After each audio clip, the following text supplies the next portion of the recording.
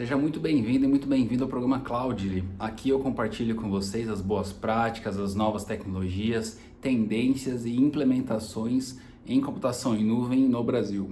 E no episódio de hoje é a terceira aula da nossa migração do nosso sistema PHP MySQL para a nuvem da Amazon. Nas duas aulas anteriores eu mostrei para vocês toda a estratégia que envolveu essa migração. Na última aula, que foi a segunda, eu falei sobre Bitbucket Pipelines, como é que o Elastic Beanstalk faz a instalação e configuração da sua aplicação lá nas instâncias EC2. E hoje a gente vai terminar de ver o Elastic Beanstalk. São 12 opções lá dentro, cada opção com bastante tipos de configuração e tipos de combinação que você pode fazer para ter o seu ambiente Beanstalk o mais preciso possível e o mais estável possível. O Beanstalk é uma ferramenta muito poderosa e eu vou mostrar para você nesse vídeo tudo que você pode fazer com ela. E no final eu vou te mostrar como que o auto-scaling e como que o sistema da Amazon de escalonamento automático trabalha, para você ver que fantástico que é quando você mata uma instância e ela automaticamente é recriada pelo sistema da Amazon, pelo sistema de computação em nuvem. Então eu quero te convidar para ficar aqui comigo para assistir essa terceira aula. Então vamos lá, essa aqui é a terceira parte aí da nossa saga da migração do nosso sistema PHP MySQL para a Amazon. Nas aulas anteriores eu falei sobre a nossa estratégia de migração, te mostrei como é que eu fiz ali a estruturação do DNS, falei também qual tipo de tecnologia que a gente ia usar dentro da Amazon, a questão dos deployments automáticos e também do database. Na segunda aula, que foi a aula anterior, eu te mostrei o código ali, mão na massa, como que você faz para criar um pipeline automático a partir do Bitbucket, que é a tecnologia que esse cliente estava usando já, e a gente precisava fazer a reutilização desses recursos para fazer um deployment automático. Eu te mostrei também o pipeline rodando, te mostrei o Beanstalk, pegando essa nova versão e colocando lá na Amazon. É fantástico. Eu trabalho com tecnologia faz muito tempo, mas toda vez que eu vejo essas coisas automáticas, eu falo assim, mas que belezinha, não é mesmo? Então, nessa terceira aula, nós paramos, na verdade, aqui na criação do nosso ambiente dentro do Beanstalk. Eu falei para você e gostaria de recapitular, isso é muito importante, a questão dos três tipos ou três maneiras que você pode criar a sua infraestrutura dentro da Amazon, tá bom? A primeira é via console, que é o que nós estamos fazendo aqui. A segunda é pelo CLI, pela linha de comando. E a terceira é pelo CloudFormation. Eu falei essas diferenças, se você não assistiu a aula anterior, dá uma corridinha lá, ou depois, aí fica a seu critério, mas eu acho importante ter esses conceitos bem mapeados na sua mente aí, para você entender, na hora que você for fazer o seu projeto, ou trabalhar aí na sua empresa, ou botar para frente aquela ideia que você tem da sua startup, você precisa saber as diferenças, porque é muito intuitivo usar o console, mas você vai ter problemas lá na frente, tá bom? E o Beanstalk, ele é a combinação dessas dessas três opções, que é usar o console, que é o que eu estou te mostrando aqui nesse momento, e ele cria os scripts CloudFormation, eu vou te mostrar. Então, cada clique aqui, ele está provisionando um script CloudFormation para a gente, e esse script CloudFormation é quem cria os recursos dentro da Amazon, tá bom? A gente não vai mexer no script CloudFormation, a gente tem que mexer através do Beanstalk, mas ele é a combinação. Se você é aquele cara que não quer enfiar a cabeça no código, aprender sobre CloudFormation porque precisa aprender a sintaxe, funções, etc., você pode fazer esse mix. Nesse caso, utilizamos o Beanstalk devido à aceleração, ele daria para a gente uma resposta muito rápida, né? Permitindo com que a aplicação do cliente fosse para o ar rápido, em 3 semanas, tá bom? Então, na aula anterior eu comecei a criar e selecionei o PHP 5.6, também falei o motivo de usar o 5.6 e não usar o 7. Estou usando uma aplicação demo, né, uma sample application da própria Amazon. Então vamos aqui explorar essas 12 caixinhas aqui do Beanstalk, tá bom? Vamos começar pelo software, né? Então dentro do software, aqui vai ser mais a questão do servidor web e do PHP especificamente falando, tá bom? Então você deve reconhecer aqui, por exemplo, o document root, o limite de memória do PHP, a compressão, coisas do PHP em si que você pode mexer por aqui, tá? No meu caso, a gente está usando uma aplicação teste, mas você poderia, por exemplo, dependendo do framework que você usa no PHP, por exemplo, o Laravel, ou o Zend Framework, ou ou outros frameworks, a pasta root do seu sistema, ela está dentro do web, né? Dentro de web, ela não está na root, né? Ela está dentro da pasta web. Então essa é uma configuração que você pode fazer por aqui. Por exemplo, vamos pensar aí que você não queira 256 de memória, que você queira 512. Claro, tem que tomar cuidado com a memória da sua instância. E outras coisas aqui, né? O fopen da URL, se mostrar erro ou não, enfim. Aí é coisas do PHP que eu acho que você está por dentro. A questão dos logs, né? Então você pode colocar os logs no S3, no bucket do S3 e fazer o rotate desses logs, né? Você pode deletar os antigos, criar novos, etc e tal. Se você ativar isso, a Amazon fala aqui para você, ó, a gente vai te cobrar pelo storage do S3. Eu recomendo que você ative isso, principalmente no começo. Se você nunca utilizou o Beanstalk, deixa os logs lá para você dar uma olhada, ver que tipo de log que o Beanstalk grava para você. Se não for interessante, depois você simplesmente apaga, tá bom? E aí, a questão do log pro CloudWatch. O CloudWatch é o serviço de monitoria, né, de monitoramento de serviços, né, todos os serviços da Amazon podem mandar os logs para o CloudWatch e a partir de lá você cria dashboards, você pode criar uma série de listas, né, de logs, é um centralizador de logs na Amazon. Recomendo fortemente que você habilite isso, porque vai facilitar o seu debug de problemas em produção, etc. Tá bom? A retenção, você pode ter uma retenção de 1 a 3.653 dias, né? Então é dia pra caramba, mas lembre que quanto mais você reter, mais você vai pagar, tá bom?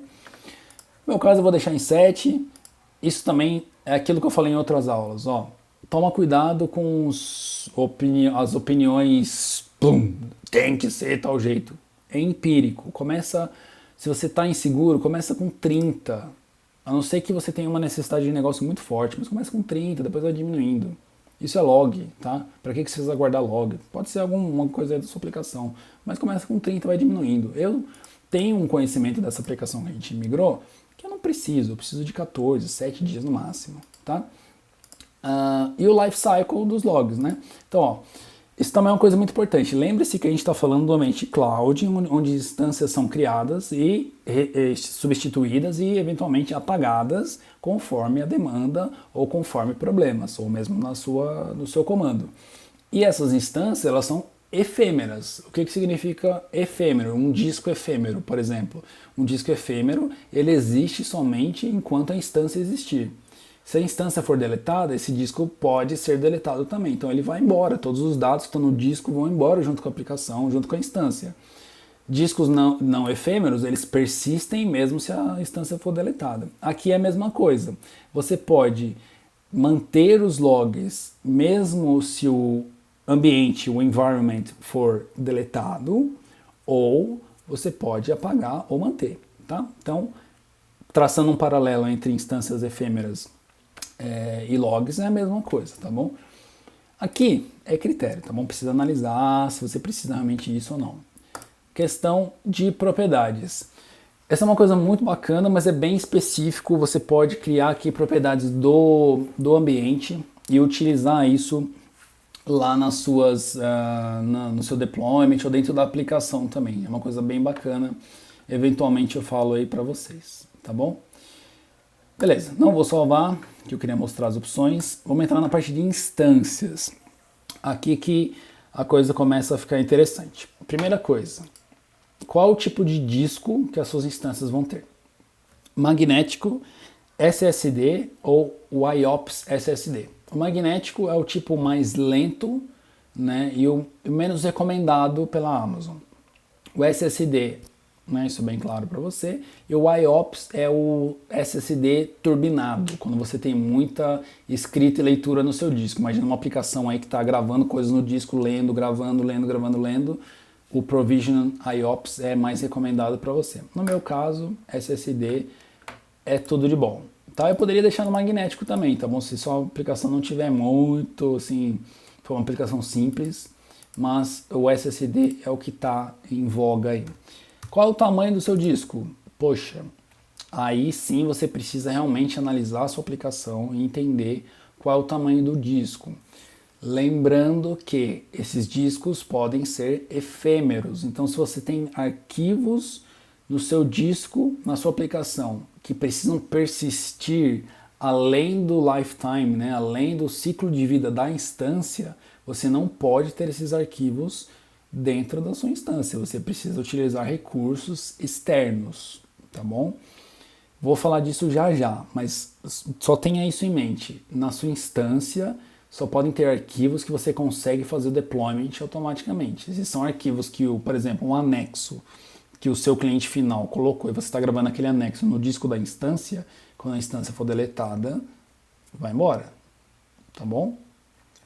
Aqui tem uma medida de IOPS, né, que é o tanto que o disco aguenta de leitura, e aqui são os security groups da sua instância. Os security groups, eles são equivalentes a um firewall, tá? Então, equivalentes a um firewall.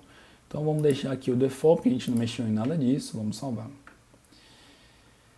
Legal, você vê que ele já mudou para Custom aqui. Por que ele mudou para Custom? Porque eu mudei o tipo do disco. Quando você seleciona High Availability e deixa o disco no magnético, ele acha que você ainda não mexeu em nada. Mas não tem problema, tá bom? Capacidade. Aqui começa lá, ó, técnica de um dedo, lembra? Então, a técnica de um dedo. Mentira. Você precisa pegar os números dos seus clientes. Se você está falando uma aplicação com 10 mil usuários por dia, 1000 usuários por minuto, ok, você já tem alguma base para poder migrar a sua aplicação. Eu falei isso na primeira aula. Toma cuidado em olhar a sua instância, ou o seu servidor antigo, ó, tem 32 GB de memória, eu vou criar uma instância com 32 GB. Tome cuidado, porque não é assim que a coisa deve funcionar, tá bom? Mas aqui, a níveis didáticos, né, a gente tem Single Instance e o Load Balanced. Por que já está selecionado o Load Balanced? Porque na tela anterior eu coloquei que é High Availability. High Availability incorre em ter um load balancer e instâncias, né? Mas você pode ter uma só, tá? Então, o tipo do meu ambiente, ele é do tipo load balanced. Isso significa o quê? Eu tenho um load balancer e eu tenho um número mínimo e máximo de instâncias. Pô, como assim, mínimo e máximo? Significa que quando a demanda tá baixa, é 1. Quando a demanda vai muito alta, é 4. É isso, tá bom? A composição do seu fleet, né? O fleet é o parque, né? Ou o grupo de instâncias. Você pode ter on demand ou você pode ter opções combinadas. Aqui vai cair naquela história do on demand, spot, etc e tal. Não vamos entrar nesse tópico para não complicar a nossa linha de raciocínio, tá bom? Mas o spot pode economizar até 80% do seu custo, e é muito interessante. No tipo da instância, né? Aqui é onde o bicho começa a pegar, porque geralmente é aqui que fala, poxa vida, e agora, né? O que eu faço? Falei isso na primeira aula. Qual é a recomendação oficial da Amazon? E se você conversar com arquitetos da Amazon, eu sou um dos certificados da Amazon, sou arquiteto e posso dizer com certeza absoluta, comece o menor possível. Crie uma infraestrutura o mínimo viável possível. O que isso significa? Se você acha que a T2 Micro, ó, tem até aqui aberto de outra aula, vamos voltar lá no Google que a gente procurou, ó, T2 Small, né? T2 Medium, Large, X-Large. Então, cada família, esse T2 é o nome da família, cada família de instâncias da Amazon, ela tem um objetivo, tá bom? Esse não é o escopo da nossa aula. Mas você pode ver aqui, ó, R5D, R5AD, é muito tipo de instância, olha isso, dá para ficar doido. Só que, se você começar a pensar na família, a família C é uma coisa, a família D é outra, a família F é outra. Então tem instâncias que são otimizadas para disco, instâncias otimizadas para memória, instâncias otimizadas para network, e assim vai. Aí cabe a análise da sua aplicação, tá bom? Aqui eu estou migrando a aplicação PHP+SQL, simplona no sentido assim, nada muito complexo, que está sendo usada ali para um grupo de clientes. Então eu não tenho por que chutar o balde e pegar uma instância muito grande, mas também não preciso pegar a menor que existe. Eu vou ficar ali no meio termo, eu vou usar T2 micro, tá? Vou usar T2 micro. Por quê? O processo tem que ser empírico, isso está nas boas práticas da Amazon. Comece com a menor, porque assim que, como você está criando um ambiente de high availability, alta disponibilidade, você está dando a possibilidade da sua infraestrutura crescer junto com a sua demanda, e aí você vai perceber que, opa, tem 10, 8, 5 instâncias sendo criadas, isso quer dizer que as instâncias não estão dando conta da demanda de processamento, de acesso, network, etc. O que você vai fazendo? Vai ajustando os botões da sua aplicação até chegar num nível onde você tem um número de instâncias razoável perante ao custo que seu cliente está disposto a pagar e também com a questão da performance. Ah, mas eu quero criar uma instância gigantesca e sair usando. Eu não recomendo você fazer isso, mas você quer fazer? Faça, né? Você é grandinho o suficiente para fazer isso. Mas eu mostrei na primeira aula que uma instância do tipo large vai custar $270 por mês. Uma só.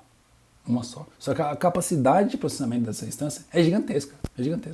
Então, comece com a micro, ou se você achar que não é, não sei, pega a próxima, não pega a maior. E também crie ambientes com mais de uma instância. Eu posso criar aqui, ó, vou colocar 2 instâncias. Tá? Então, vou deixar a micro. Aqui é o nosso amigo AMI, né, ou AMI. Esse aqui é o código da imagem que vai ser instalada. Por que já está preenchido? Porque nós selecionamos lá no outro passo que é PHP 5.6. O PHP 5.6 já é uma imagem do próprio Beanstalk, que é esse código aqui, tá bom? Então não precisa mexer. Zonas de disponibilidade ou Availability Zones. Então, rapidinho, voltando no conceito, regiões. Então a Amazon tem muitas regiões no mundo hoje. Cada região tem Availability Zones. Os Availability Zones são análogos a data centers. Vamos pegar, por exemplo, São Paulo. Em São Paulo, eu não sei se são 3, mas vamos supor que são 3 Availability Zones. Cada AZ ou cada Availability Zone é um data center físico diferente. Porque para você ter redundância, imagina que está todo mundo no mesmo prédio, o data center pega fogo, acontece alguma coisa, todo mundo perde tudo. Com 3 prédios fisicamente separados, mas ligados pela fibra ótica da Amazon, você tem redundância, você tem várias possibilidades, tá bom? Então, é o seguinte, você tem a opção de colocar aqui, ó, 1, 2 ou 3, e você pode colocar qualquer. Recomendo para você deixar qualquer, porque aqui, o que vai acontecer? O Load Balancer vai criar as instâncias para você, às vezes em diferentes Availability Zones, diferentes data centers. Olha que fantástico isso. A sua infraestrutura já está provisionada em diferentes data centers. E isso é uma das características do cloud. É uma das características que o Load Balancer vai te prover, permitindo que você tenha instâncias em data centers diferentes, mas totalmente transparentes. Quando você acessar a aplicação, você não percebe isso. Tá bom? Então, na configuração do ambiente, eu recomendo que você deixe qualquer. Aqui, a próxima opção é o placement. Então, são coisas específicas ali da parte de computação na Amazon, mas o placement é onde você quer que os servidores, né, as suas instâncias fiquem, né? O placement específico. Então, cada zona, quando a gente fala de região, a gente está falando da região US East 1, né? Esse é o nome da região. E quando tem a letra no final, é o Availability Zone. Então, A, B, C, D até o F. Tá? Então, ele quer dizer aqui, ó, vamos supor que por algum motivo cabalístico você queira que as suas instâncias fiquem na mesma Availability Zone. Eu estou brincando cabalístico, mas pode ter demandas técnicas para isso. Então, eu quero, beleza, eu quero que seja só na A, eu quero que seja só na C, na D, na E. Aí vai de você, tá bom? Legal. Estamos falando do que? De High Availability, né? Lembra disso. Então, quais são os gatilhos que vão disparar o nosso scaling, tá bom? Quais são as métricas? Porque a infraestrutura, ela precisa de métricas para saber se está performando bem, performando mal. E aí as métricas podem ser de alguns tipos. Por exemplo, CPU Utilization, né? Utilization, a utilização da CPU. Vamos de novo. Uma das métricas, por exemplo, é de CPU, tá? A CPU, você pode falar, quando a CPU chegar em 70% de uso, eu quero que você crie uma nova instância para mim e faça o outscaling dela e coloque no Load Balancer. Não, de repente CPU para mim não é uma métrica legal. Para mim eu preciso saber quando o tráfego de rede entrante, né, está muito alto, ou quando o tráfego de rede que está saindo da máquina está muito alto. Aí vai de acordo com a sua aplicação. Eu quero, por exemplo, quando o uso do disco está muito alto ou muito baixo. Eu quero quando a latência da máquina está muito alta. Eu quero quando tem muitas requisições na máquina. Eu quero baseado nesse healthy host count, quer dizer, a quantidade de respostas positivas ou negativas que a instância deu, dizendo que ela está bem, que ela está mal. Porque o load balancer diz para a instância, de tempos em tempos, você está bem? Você está bem? E ela responde, sim, sim. Aí a outra instância fala, tô bem, tô bem. Até uma hora que o load balancer pergunta, instância A, tá tudo bem aí? Instância A, instância A. Aí a instância não responde. Quer dizer que ela caiu. Então o load balancer faz a aquisição para autoscaling. Então aqui, por exemplo, são as métricas que o sistema de autoscaling vai usar para fazer o escalonamento. Aí vai depender da sua aplicação, tá? Eu não tenho uma resposta para te dar, se está me perguntando, mas qual que eu uso? Eu, Guilherme, uso o da CPU, tá? Que pode ser um mínimo, máximo, uma soma ou uma média. A média, por exemplo, se ficar em média 60% pelo período de 5 minutos e passa 5 minutos, você testa de novo e continua do mesmo jeito, por favor, suba outra máquina. Poderia ser, por exemplo, se ficar no máximo, se ficar no mínimo de... Aí você pode brincar com os números aqui. Eu uso o average, que é, né, a média, e uso o percentual. Olha, tem segundos, bytes, bits. Só por aqui dá para você ter uma ideia de como você pode fazer a sua combinação aí de maneira mais inteligente, tá bom? Eu vou usar o average por cento, né, o período a cada 5 minutos, quer dizer, o período que as métricas vão rodar lá na minha máquina, tá bom? Esse breach duration, a quantidade de tempo que uma métrica pode exceder antes de fazer a requisição para autoscaling. O que isso significa? Se demorar 5 minutos para eu ter uma resposta, né, dessa minha análise, dessa minha métrica, significa que tem alguma coisa errada. Então eu não vou esperar a resposta mais, eu vou subir uma nova máquina. Tá bom? Aqui é o percentil de cima e o percentil de baixo. Então, quer dizer, no máximo 70% e no mínimo 30%. Por quê? Eu preciso saber o meu limite superior, quer dizer, a minha máquina está mais de 70%, eu preciso mandar bala e criar novas máquinas, mas e quando que eu faço o movimento inverso? Quando que eu mato as minhas máquinas porque elas não precisam mais estar rodando quando a minha demanda diminuiu? Eu preciso ter esse número. Isso é, quando as minhas máquinas, por exemplo, chegarem a 30%. Então, a minha máquina A chegou a 70%, ele subiu uma máquina B. As duas estão a 70%, ele sobe a C. As três estão a 70%, ele sobe a D. E assim vai, assim subsequentemente. Chega uma hora que a D, a CPU caiu para 20%. Opa, eu não preciso mais da D, mata a D. A CPU da C caiu para 10, não preciso mais da C. E assim vai até o número mínimo que a gente determinou. Ficou claro? Então, legal. Então, vamos lá. Eu coloquei aqui no mínimo 2, máximo 4, certo? E os nossos percentis aqui. Legal. Já fomos em software, instâncias e capacidade. Load Balancer. Eu tenho 3 tipos de Load Balancer na Amazon. O Classic, Application Network. O Classic está saindo, né? Me contaram, o passarinho verde me contou que ele está para ser aposentado. O Application é um Load Balancer mais inteligente, ele consegue fazer várias coisas, a gente vai falar isso mais para frente. Usa o Classic, se você está aprendendo a mexer com o Load Balancer. Se você tem mais conhecimento do Load Balancer, o Application é uma opção. O Network, está até escrito aqui, ó, Ultra High Performance, então quando você precisa de uma performance cavalar, imagina um Netflix, uma Amazon, né, ou a loja virtual da Amazon, coisas realmente de muita demanda de network. Se é o seu caso, cai de cabeça aqui no Network Load Balancers. Se não é, vai no Classic, ou se você manja do Application, se você sabe as diferenças, vai no Application, tá bom? Lembra que o Load Balancer é a porta de entrada, é ele que vai estar lá esperando os usuários chegarem. Então você precisa falar, olha, meu Load Balancer precisa estar na porta 80, que é a porta do HTTP, né? Só que, se for o seu caso, claro, né? E você pode também, por exemplo, falar que o seu Load Balancer, ele vai também ouvir, né, a porta HTTPS. Tá? a porta HTTPS. Então eu posso colocar qualquer porta, se o seu sistema for 8080 ou qualquer outra porta, eu posso falar que o load balancer vai ouvir nessa porta e nesse protocolo e ele vai passar a requisição, por exemplo, para a instância na porta 80. Pode ser também, tá? E posso falar que a minha instância está esperando que isso venha no HTTPS. E aqui, amigos e amigas, eu consigo instalar um certificado digital SSL na Amazon.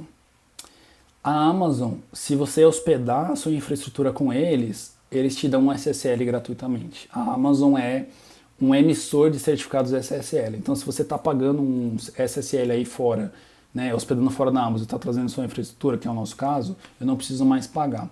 Então, onde que o SSL fica instalado, entre aspas? No Load Balancer. Então eu posso aqui, ó, tem uma lista de certificados que eu posso selecionar. Não vou selecionar porque não é o caso. Mostro para vocês uma oportunidade futura como criar o SSL, é super simples, tá bom? Eu vou deixar o meu Load Balancer ouvindo só a porta 80, porque é isso que eu preciso. Você vê que aquele não está com certificado SSL, não está habilitado. Questões de session, né? Falei rapidinho sobre isso. Imagina que você tem 3 instâncias rodando, o Load Balancer está recebendo as requisições de 10 clientes, né? E esses clientes estão numa seção logada do seu website, né? Alguma informação específica que a instância está segurando, por exemplo, nome e e-mail. São 10 usuários, são 3 instâncias, cada cliente está numa instância diferente. Quando eu entro no site, eu vou lá, logo no sistema, eu coloco alguma informação que fica salvo na instância por algum motivo, tá? Na próxima vez que eu clicar na tela, o Load Balancer precisa mandar o mesmo usuário para a mesma instância, porque a sessão do usuário está criada na instância, ela fica presa à instância. Isso é uma característica de algumas linguagens e aqui no nosso caso uma característica do PHP. Eu preciso necessariamente mandar o usuário sempre para a mesma instância.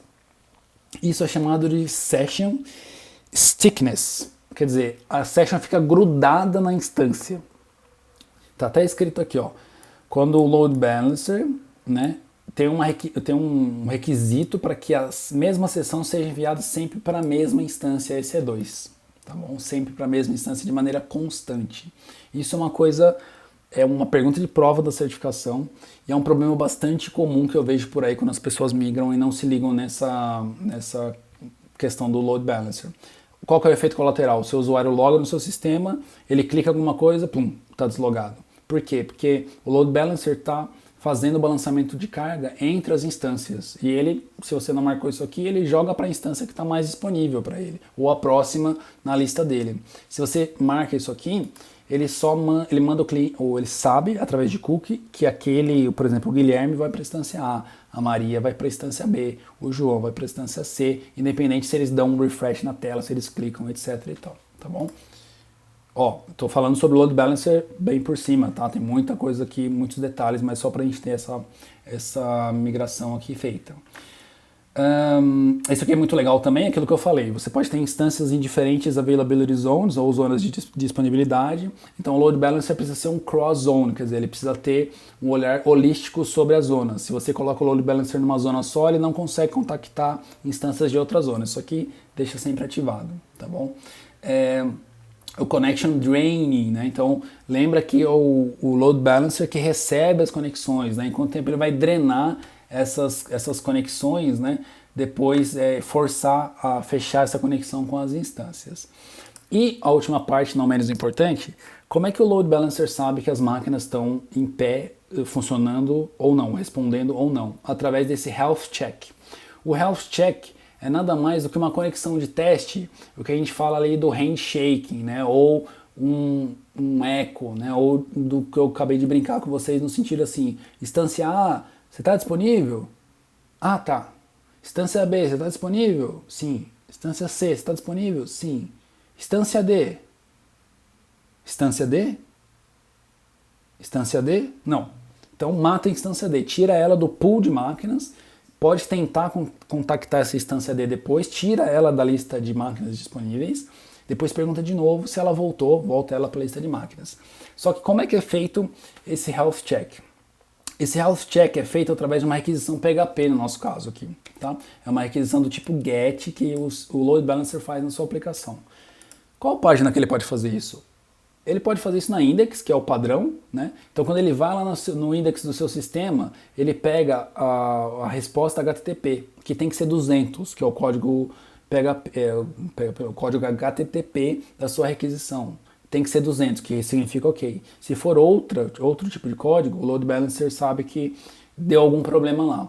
E é por isso que o load balancer consegue, o Elastic Beanstalk consegue te dizer se sua aplicação está rodando ou não. Eu mostrei isso em outra aula, um símbolo verdinho ali. Você consegue dizer, tá tudo certo ou tá tudo errado.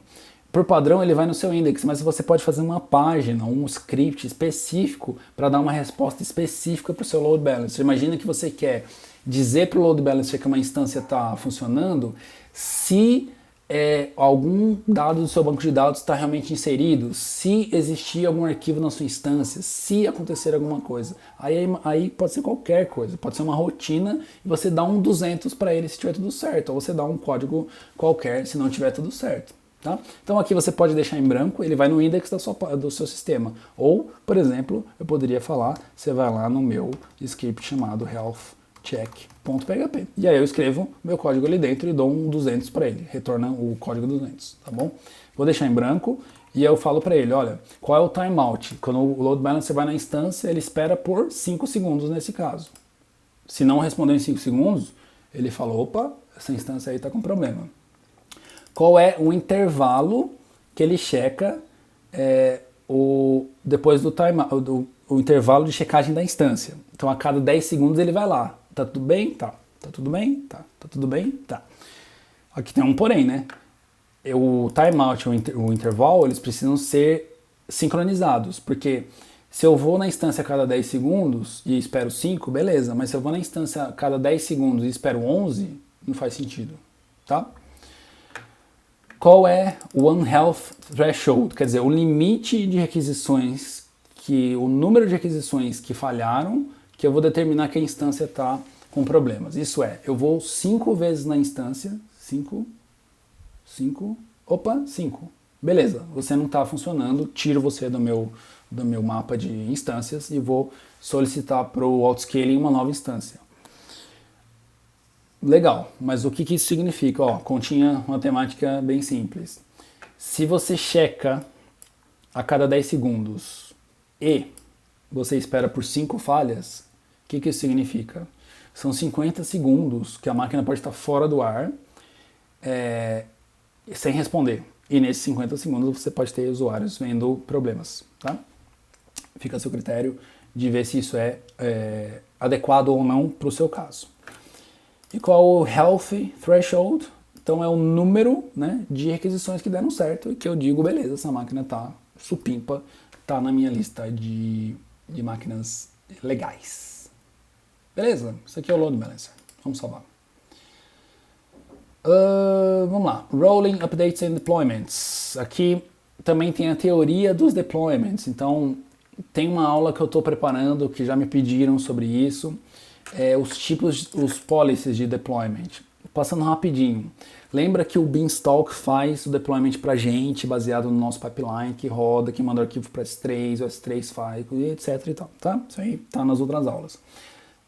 Os policies de deployment. Primeiro, all at once, rolling with additional batch e immutable. Vamos lá.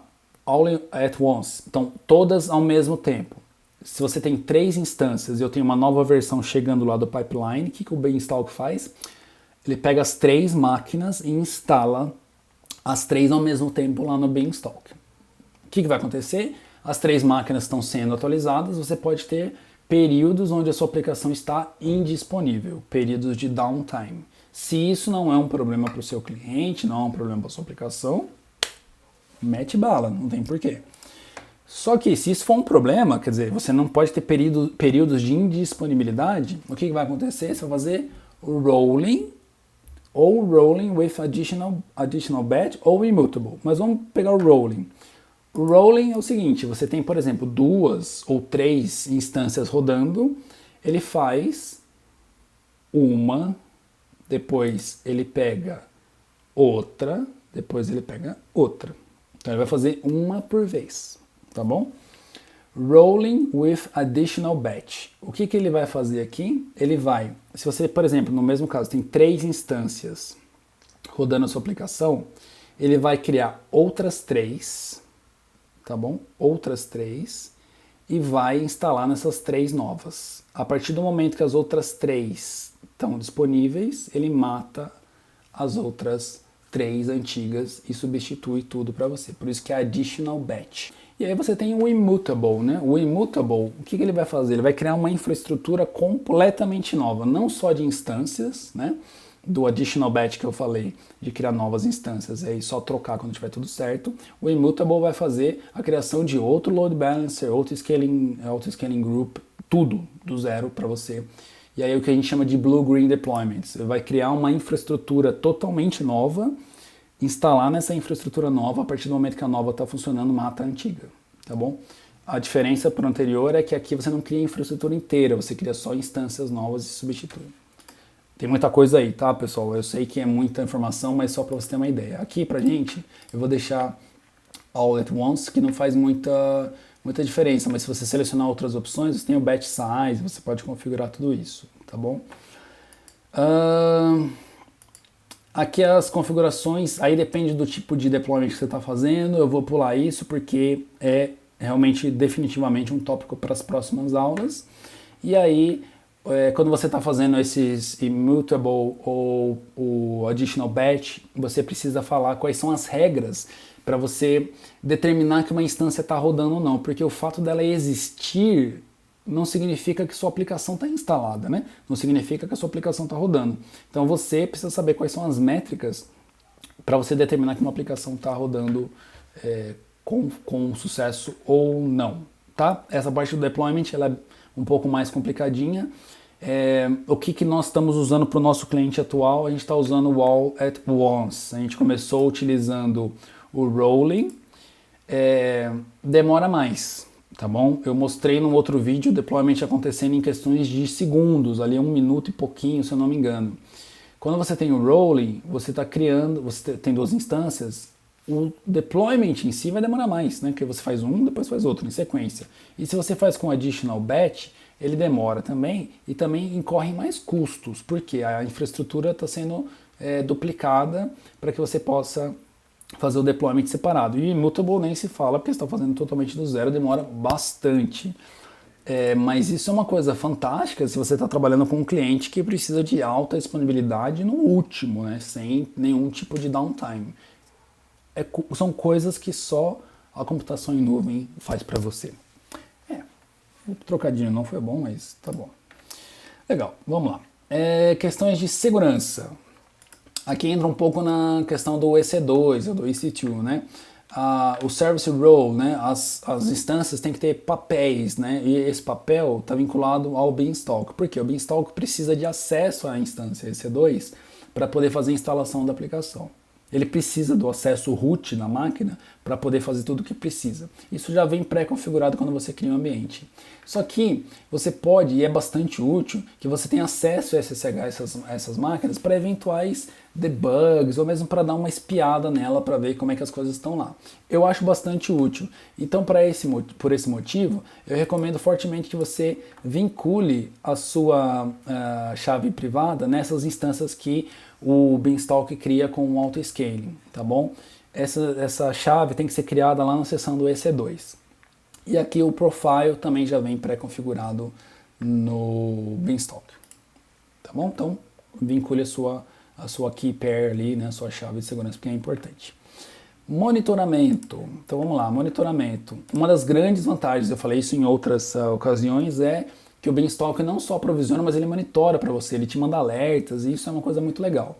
Falando do Health Check, eu falei rapidamente o que é o Health Check. Você pode usar o Health Check um caminho aqui vazio, ou o seu próprio Health Check, por exemplo, healthcheck.php, e aí fazer sua lógica lá, enfim, eu já falei sobre isso, né?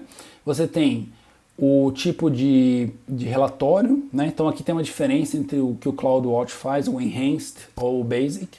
É o tipo de relatório, o Enhanced vai te dar mais informações. O Enhanced vem habilitado por padrão. E você pode mandar métricas customizadas para o CloudWatch. Também definitivamente tópico para próximas aulas, porque lá no CloudWatch a gente vai conseguir ver algumas coisas, mas nem tudo. Por quê? Lembre-se que são instâncias rodando, o CloudWatch precisa receber informações das instâncias para poder te mostrar. Ele não adivinha nada, ele não fica lendo nada, ele é um serviço, digamos, passivo, né? Ele recebe as informações, então dependendo de que métricas você precisa, você tem que explicitamente falar para o Beanstalk, me mande métricas essa métrica para o CloudWatch, tá bom? Você pode customizar o seu health check, né? Então você pode ignorar, por exemplo, erros que começam com 4, né? O mais conhecido é o 404, né? Quando são páginas não encontradas. Por algum motivo você pode querer desabilitar isso, ou 401, enfim. Aí vai de acordo com o que você precisa. Eu, modestamente, ainda não usei isso.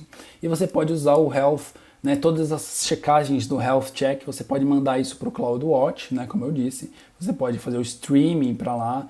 E aí você configura o retention, você configura o life cycle. É a mesma coisa aqui, tá? Quando termina o ambiente, se mantém ou não, etc e tal. Produção, manda para o CloudWatch, né? E retém o log lá se for útil para você. Lembre-se que tudo que você faz na Amazon você paga, né? Então, vamos salvar aqui. Legal.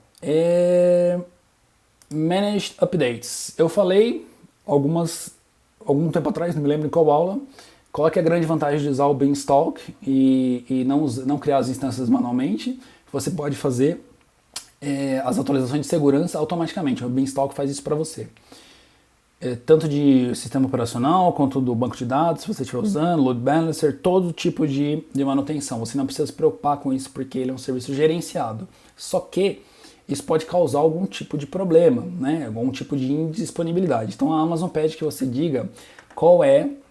Primeiro, né, se você quer que isso fique habilitado por padrão, recomendo fortemente, e qual é a sua janela de manutenção, tá bom? Então, se você tem clientes mais chatos, que não querem manutenção durante a semana, você pode jogar para o sábado. Ou também, qual que é o nível de update que você quer? Você quer que todo o minor e o patch, né, aquelas versões menores, sejam jogados, ou só o patch? Você pode marcar essa opção também e dizer se a instância pode ser substituída, tá bom? Então, isso impacta, né, na sua disponibilidade. Então, aqui eu recomendo para você deixar no padrãozão, a menos que você esteja trabalhando com um cliente mega chato, tá bom? Ou, brincando, claro, mas se ele tem problemas com disponibilidade. Notifications, isso é uma coisa muito bacana, recomendo fortemente que você habilite, porque tudo que acontece no seu ambiente, você pode receber e-mails, tá bom? Esses e-mails são enviados através de um SNS topic e esse SNS topic precisa ser confirmado, você precisa se inscrever nesse tópico, tá bom? Eu vou colocar o meu e-mail aqui pessoal e eu vou mostrar para você que o Beanstalk ele manda um e-mail e esse e-mail eu preciso clicar lá no link, tá? Um double opt-in, porque só para saber se seu e-mail existe mesmo, se para evitar spam, aquelas coisas todas. Toda vez que você confirma um e-mail, ele não cai no spam, né? Os provedores de e-mail entendem que não é spam. Então, daqui a pouco eu te mostro, habilite essas notificações que eu acho elas muito interessantes. Se você monitora o seu ambiente com CloudWatch ou mesmo com o Beanstalk aberto o dia inteiro, mas o e-mail às vezes é útil, às vezes está na rua, ou mesmo para o seu time, você pode fazer bastante coisas, tá bom? Então, recomendo que você habilite as notificações. Questão de network, tá? A questão do VPC, network, é realmente algo bastante complexo, pode se tornar complexo, dependendo do tipo de configuração que você precisa fazer dentro da computação em nuvem ali, tá bom? São conceitos básicos, só que eles são complexos, podem ser complexos, e são conceitos que precisam estar muito sólidos no seu conhecimento se você vai fazer migrações mais complexas, tá bom? Em via de regra, quando você cria uma conta na Amazon, você está criando uma conta dentro de um data center, só que essa conta ela é um VPC, que é o Virtual Private Cloud. Você tem uma sub-rede dentro da rede da Amazon, tá bom? É como se você tivesse num prédio alugando um apartamento. O prédio é a Amazon e o apartamento é a sua conta. Então você consegue ter uma rede local dentro da Amazon. Tá? Por isso que chama Virtual Private Cloud, por isso que é VPC, é uma conta local dentro da Amazon. E aí essa conta local, claro, pode se comunicar com redes externas, com a internet, etc e tal. No nosso caso, a gente pode usar o VPC, que é o VPC padrão. Então, criou uma conta, você tem um VPC, não tem como desassociar isso. Você pode usar a sua conta VPC normal. Eu tenho duas VPCs por questões técnicas, tá bom? Porque eu isolei os clientes em VPC separadas, por isso. Mas eu explico isso numa próxima oportunidade, não se preocupe com isso para esse tipo de migração. A questão da visibilidade, né? Você tem os load balancers, eles têm dois tipos, público e interno.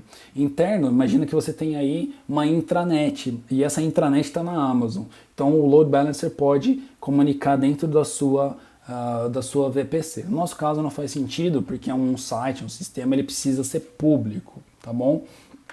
Quais são as sub-redes, né, que o load balancer vai trabalhar? Como a gente está na US East 1, eu vou selecionar todas as redes, porque eu posso ter instâncias em qualquer uma dessas availability zones, tá bom? As configurações das instâncias. Então, as instâncias, elas podem ter IPs públicos ou não, tá? Elas podem ter IPs locais e o load balancer tem o IP público. Então, quando a conexão chega no load balancer, ele tem o IP quente, né, o IP internet, só que as instâncias atrás dele estão dentro do seu VPC, dentro da sua rede privada, dentro do seu apartamento. Então é como se fosse o seu roteador na porta e ele está falando, beleza, você quer o site? Tá, fica aí. Aí ele vai lá dentro, pega o site e retorna para fora. Ele não expõe as instâncias para a internet, tá bom?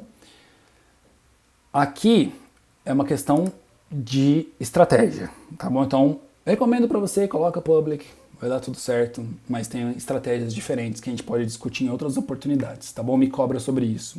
E aí, em quais subredes, né, ou quais subnets que a gente pode criar as instâncias. Recomendo também você selecionar todas e save. VPC é um negócio meio chatinho, tá bom? Eu já volto ali que tem um alerta ali para eu te mostrar. Database, aqui é uma coisa muito importante que eu queria te falar, é um pouco teórico, então vamos dar uma pausa aqui na nossa análise. O Beanstalk, ele é um serviço gerenciado que vai criar e apagar instâncias, load balancers, etc. para você, tá bom? Quando você cria uma database dentro do serviço do Beanstalk, o que acontece? Você está associando aquela database ao seu ambiente. Se por um acaso o seu ambiente for apagado, pense, não vamos entrar em detalhes, se for apagado, a sua database vai junto. Por quê? Lembra do CloudFormation que eu falei? Ele está criando scripts aqui. A sua database vai ser parte do stack que a gente fala, né? Faz parte da pilha de recursos que o Beanstalk está criando. Quando apaga uma coisa, apaga tudo junto. Então, eu recomendo, e é uma recomendação da Amazon em produção, não vincule sua database dentro do Beanstalk, ok? Em produção, não vincule seu database dentro do Beanstalk para evitar esse tipo de problema. Então eu entrei aqui só para te mostrar que você pode sim vincular seu database dentro do Beanstalk. Para ambientes de desenvolvimento, para ambiente de testes, eu acho maravilha, porque você cria o ambiente, já cria database, já vincula tudo certinho. Para ambiente de produção, não. Então eu não vou criar, tá bom? Vou deixar em branco. E as tags, tá? Tags, aquelas coisas, né? Boas práticas, tal. Eu vou colocar aqui novamente ambiente prod, né, produto, colocar aqui cloud, e aí você tem a sua lista de tags. Outro dia me perguntaram, né, mas por que você fala sempre tags, tags, tags? Tem muitos serviços onde você consegue filtrar os seus recursos por tags. E aí você vai falar, eu devia ter colocado tags. Às vezes você quer puxar um relatório de todos os recursos que você tem dentro da Amazon. Então você pode usar as tags para filtrá-los, tá bom? Isso é uma coisa muito útil. Nosso amigo aqui está reclamando, vamos ver o que ele está reclamando. Ó, o que ele está dizendo aqui? Ó, ele está dizendo que a opção é inválida. Por que a opção é inválida? Lembra que eu entrei lá no VPC e falei que essa minha instância vai estar num VPC padrão e não no VPC que eu criei à parte? É isso que ele está reclamando. Ele está falando que o Security Group que eu falei, que o Security Group é análogo a um firewall, ele não existe dentro do meu VPC padrão, tá? Esse que é o X da questão aqui. Então ele fala que o Security Group não existe lá no meu VPC, porque realmente não existe, e eu não estou colocando a instância em nenhum Security Group, ó. Tá? Tá em branco. o Beanstalk vai criar um security group para essa instância. Toda instância tem um security group, que é o firewall, que diz o que pode entrar e pode sair de conexão. Tá? Lembre-se, cada VPC é uma rede específica, tá? Uma sub-rede dentro da Amazon. Então, elas são isoladas. Ok? Ufa, passamos por tudo, certo? 12 quadradinhos, muita informação, muito tudo. E agora é aquela hora mágica de criar o ambiente. A criação do ambiente, ela costuma demorar um pouco, né? Porque está criando instância, load balancer, etc. E tal. Então eu vou parar essa gravação aqui. Eu volto quando tiver tudo criado para poder te mostrar as instâncias, mostrar o load balancer e mostrar principalmente essa URL aqui, ó, essa URL do nosso projeto, onde vai estar o sistema rodando. Tá bom? Então eu volto já já. Então vamos lá, ó. O ambiente já foi criado, o ambiente do Cloudly, né? O nosso Beanstalk. Tudo criado bonitinho. Demorou, deixa eu ver quanto tempo, acho que uns 2 minutos. E aqui abrindo a nossa URL, a gente tem a nossa aplicação de testes, né? Que quando nós criamos o ambiente, nós pedimos que a Amazon fizesse o deployment de uma aplicação teste, rodando no PHP 5.6, e aí tá tudo rodando, né? Mas o que eu quero mostrar é aqui na nossa dashboard, né? Eu tenho aqui aquela mesma tela, né, de configurações, eu posso alterar essas configurações, tá? Posso ver os logs, né? Posso ver aí se o ambiente está rodando ou não, etc e tal. Mas o que eu quero mostrar principalmente é na parte do EC2, tá? Eu tenho outras instâncias aqui, mas principalmente a do Cloudly. Vou fazer o filtro aqui, ó. Tenho 2 instâncias rodando do tipo micro. Olha só o availability zone dela, cada uma está rodando num availability zone diferente. Então, elas estão em data centers diferentes. Só que quando eu acesso essa aplicação teste, quem está respondendo aqui é o load balancer. Então, cada hora eu estou indo para uma aplicação diferente. Uma instância diferente. Lembra que elas têm o IP público, né? Então eu vou abrir aqui um novo acesso aqui no meu console, tá? Então eu vou fazer um SSH EC2-user, que é o nome do usuário, né? Que é criado dentro da instância por padrão, tá? Esse é o IP. E eu vou passar a minha chave de segurança. Lembra que eu fiz a configuração dentro do Beanstalk e eu vou passar a minha chave de segurança. Ele vai me perguntar aqui que você está conectando num servidor novo, tem certeza? Eu digo que sim, né? E aí eu estou dentro da instância. Olha só, o Beanstalk aqui, ele está dizendo, olha, não vai mexer nessa instância, porque ela pode ser substituída pelo autoscaling, quem gerencia essa instância Beanstalk, você tem certeza que você quer estar aqui? Ele diz para você, você diz que sim, não, eu tô aqui, tamo junto, né? Tamo junto. Ó, isso é uma instância Linux, tá? Uma das, né? Uma das. Então, ó, uname-a, tá aí o tipo da instância, todas as informações, e a página, ela tá aqui, ó, no www.html. Esse aqui é o código que a gente pediu que a Amazon fizesse o deployment, tá bom? Então essa é a instância, uma das, né? E eu tenho a outra instância, é basicamente a mesma coisa, eu não vou mostrar para vocês. O que eu quero mostrar é o seguinte, olha só. Ops, deixa eu deixar o filtro ali para facilitar. Eu vou deliberadamente pegar essa instância e dar um terminate nela. Vou dar um terminate. Eu estou simulando que essa instância deu pau, saiu do ar, sei lá. O que aconteceu o pior? Aconteceu o pior. Qual que é a grande sacada do Cloud e por que você vai começar a dormir tranquilo depois de você migrar suas aplicações para o Cloud? É porque o autoscaling vai criar uma nova instância automaticamente para a gente. Vai demorar um tempo, porque você lembra da lógica do health check. Ele vai olhar para ver se a instância ainda está rodando ou não. E esse health check demora um tempo, né? Lembra dos períodos que nós configuramos tudo certinho. Então demora algum tempo até que a infraestrutura perceba que é necessário subir uma nova máquina, tá? E essa nova máquina vai subir.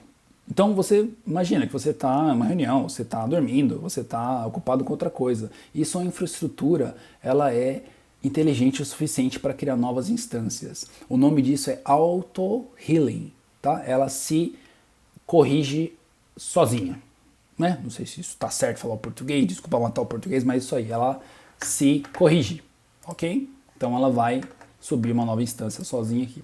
Por enquanto ainda não apareceu, né? Porque demora um certo tempinho. Eu tenho todas as instâncias rodando aqui, mas o Cloudly ainda não apareceu. Vamos correr lá no Beanstalk. Claro que você nunca vai matar uma instância assim, né? Não faz sentido, certo? Não faz sentido. Mas é para você simular, tá? Como é que você simula isso? Matando uma instância. O ambiente do Beanstalk está dizendo que está ok e continua realmente ok. Se eu clicar aqui, ó. Por quê? Porque eu tenho duas instâncias. Só que o Load Balancer está trabalhando com uma só. E eu disse pro Load Balancer, ó, meu amigo, não é para você trabalhar com duas não, cara. Não é para você trabalhar com uma, desculpa. Ele está trabalhando com uma só. Ele tem que trabalhar com duas. Então o Load Balancer precisa já subir uma máquina nova para a gente aqui. Como nem tudo são flores, né? Isso demora um tempo. E eu já vi, a gente fez vários testes com esse cliente. Teve casos que a gente matou a instância, subiu uma logo em seguida, poucos segundos, né? Dependendo da configuração do health check. Mas tem casos que a gente viu aí, questão de 3, 4, 5 minutos. Porque não é mágica, né, pessoal? O que o hypervisor, né? O que a infraestrutura da Amazon faz? Eu preciso subir uma instância para determinado cliente. Ela precisa ir no on-demand, principalmente se a instância for on-demand, claro. Ela vai no on-demand e diz assim, eu preciso de uma instância nova. Quem está disponível? Quais availability zones tem disponibilidade para subir uma instância nova? Isso pode ser sob demanda, pode demorar, pode ter uma fila, pode ter alguma coisa. A Amazon garante para você, né, isso é uma coisa incrível deles, que eles garantem que eles vão achar um lugar para você, mas isso eu já vi demorar um pouco mais. Mas olha só, enquanto eu falava aqui, subiu uma nova instância, ó, está sendo provisionada, ela está no pending, tá vendo? Então ela está subindo na Availability Zone D, tá vendo? Não é nem a E nem a B, é a D. Então num outro data center, e o Load Balancer vai ser informado, né, dessa nova instância, e ele vai fazer o health check, e assim que ela estiver disponível, ele sobe ela nas configurações. Enquanto isso, ó, mostrei para você o autoscaling, fantástico, mostrar o Load Balancer para você. O Beanstalk criou o Load Balancer para a gente. Eu sei que é esse Load Balancer por causa da VPC, né?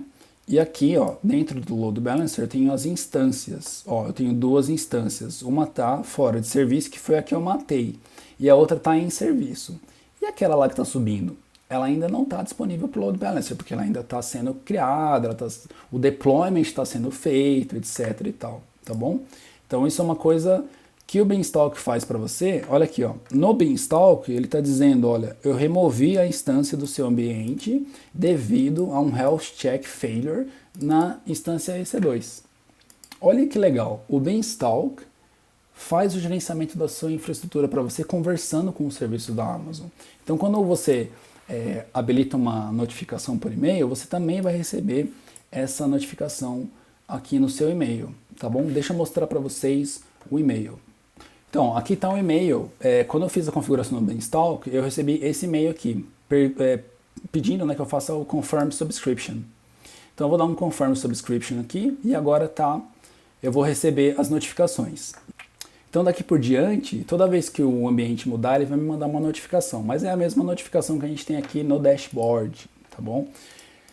Voltando lá para o Load Balancer, ó. Então eu tenho as duas instâncias aqui. Vamos dar um refresh, ver se já entrou. Ó, ele já substituiu duas em service, tá vendo? Então aqui tem tudo. Lembra que a gente lá no dashboard do Beanstalk a gente fez as configurações? Tá tudo aqui, tá bom? Ele provisionou isso pra gente. Ó. Isso aqui você também tem relatórios, né? As tags, tá vendo? Ó, produto, lembra que eu coloquei cloud? Eles são tags que o Beanstalk também coloca, né? E você tem aqui, você pode migrar o tipo de load balancer. Deixa eu mostrar para vocês o autoscaling. O autoscaling é composto pelos grupos e pelos launch configurations, tá? O launch configurations é onde ficam as informações de qual tipo de instância que o autoscaling vai subir, né, em casos de problemas, como eu acabei de simular aqui, tá bom? Então, ó, por exemplo, T1 micro, T2 micro. Deixa eu mostrar os target groups. Então, quando você tem diferentes sistemas rodando, você cria grupos de instâncias, né? E esses target groups são... você pode, né, agrupar as instâncias por target groups. E aqui o Autoscaling Groups, né? Deixa eu mostrar o Autoscaling Groups, que é isso que eu queria mostrar.